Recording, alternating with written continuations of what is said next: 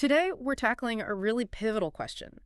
Can a deal, one designed to stop a nuclear threat, actually end up empowering a regime hostile to many? Exactly. We're diving deep into the Iran nuclear deal, the JCPOA, and Iran's nuclear ambitions. Yeah, in this deep dive, we're looking through, articles, research, expert takes, trying to give you a clear picture of what the JCPOA was meant to do. And also its controversial flaws, the consequences, and the alternatives people are debating right now. Our mission really is to unpack all this complexity around Iran's program and what it means for, well, global security. So let's start right at the beginning. The JCPOA itself, what was it designed to achieve, at least on paper? Okay, yeah. The main goal, pretty simple. Stop Iran getting a nuclear weapon. Right. It meant big reductions, a 98% cut in their enriched uranium stockpile. That's huge, from 10,000 kilos down to just 300. And capping enrichment at 3.67% for 15 years. Which, for context, is fine for power plants, but nowhere near the, 90% needed for a bomb? Exactly. And they also had to slash their operating centrifuges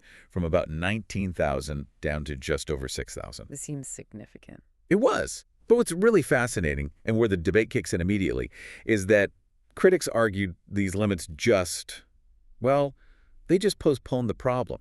Yeah. They didn't eliminate Iran's ability to go nuclear. Postponed, not eliminated. That's the core of the criticism, then. Pretty much. They pointed straight at these things called sunset clauses, Yeah. basically parts of the deal that would expire, lifting major restrictions after 10 or 15 years. Okay. So the worry was about what happens after that period ends. Precisely. The concern was that Iran's breakout time, the time it takes to get enough fissile material for one weapon, could shrink dramatically, maybe even Down to zero. I think I saw that figure somewhere. Yeah, by June 2022, some were assessing it was effectively zero.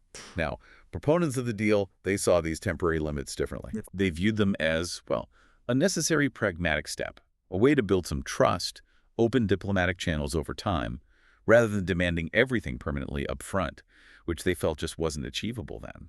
But that almost down to zero breakout time, that's stark. It sounds like the countdown clock just got reset, potentially. That was definitely the fear expressed by critics. It raises that big question. Yeah.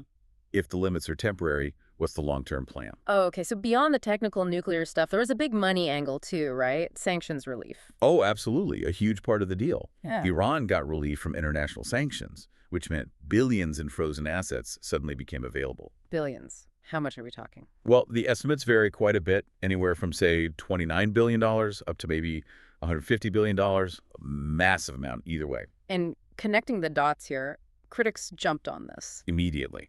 People like Israeli Prime Minister Benjamin Netanyahu, conservatives in the U.S., they voiced serious concerns.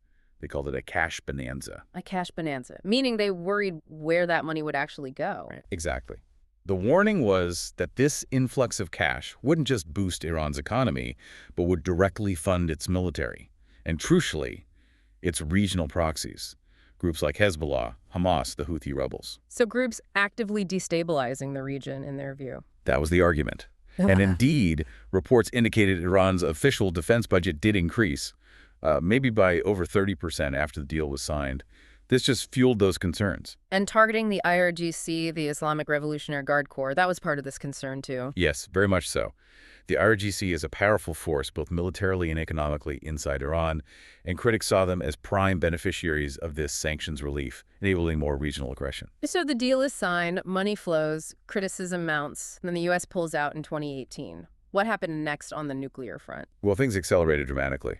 Iran started ramping up its nuclear activities again, enriching uranium way beyond the deal's limits, up to 60%. 60%? That's getting much closer to weapons grade. Much closer.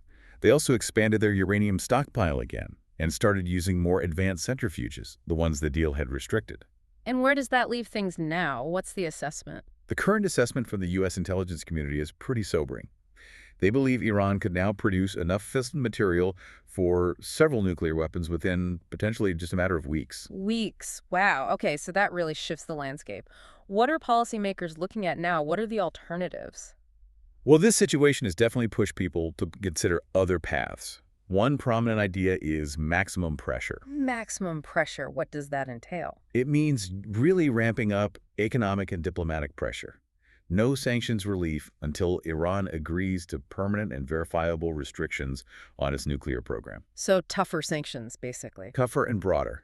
aggressively enforcing existing sanctions, especially on things like illicit oil exports, specifically targeting the IRGC again, and maybe even using the UN snapback mechanism. The snapback, what's that? It's a unique part of the original deal, actually. It allows any of the original participants to unilaterally force the reimposition of all previous international sanctions on Iran if they're found to be non-compliant. Interesting. Okay, what else is on the table besides economic pressure? The other main alternative often discussed is credible military deterrence, meaning the U.S. explicitly stating it would use force, if necessary, to prevent Iran from actually getting a nuclear weapon. It's about making the threat believable. And how would you make it believable? Proponents suggest things like boosting Israel's military capabilities, providing advanced weapons like KC-46A refueling tankers, maybe bunker buster bombs, and also strengthening the U.S. military presence in the region. The idea being that sanctions alone might not be enough. That's the argument for many, yes. That without a credible threat of force backing them up, sanctions might not ultimately stop Iran's nuclear ambitions, especially given how close they seem to be now. Right. So as we wrap this up, we've kind of walked through the JCPOA's initial goals, the really significant criticisms, and then this post-withdrawal acceleration by Iran. And we've looked at these quite different paths forward being debated. Yeah. Maximum pressure versus, or perhaps alongside, credible deterrence. It's a complex picture. It really is. And you add in recent events like strategic setbacks for some of Iran's allies in 2024, plus more open talk within Iran about possibly needing nuclear weapons as a deterrent. It paints a pretty stark picture. So the final thought, perhaps, with Iran potentially just weeks away from having the material for several weapons, what does that truly mean for stability in the region? And what clear actions, if any, can realistically be taken now to prevent them from crossing that final nuclear threshold? That's the critical question facing everyone, isn't it? Profound challenge, really.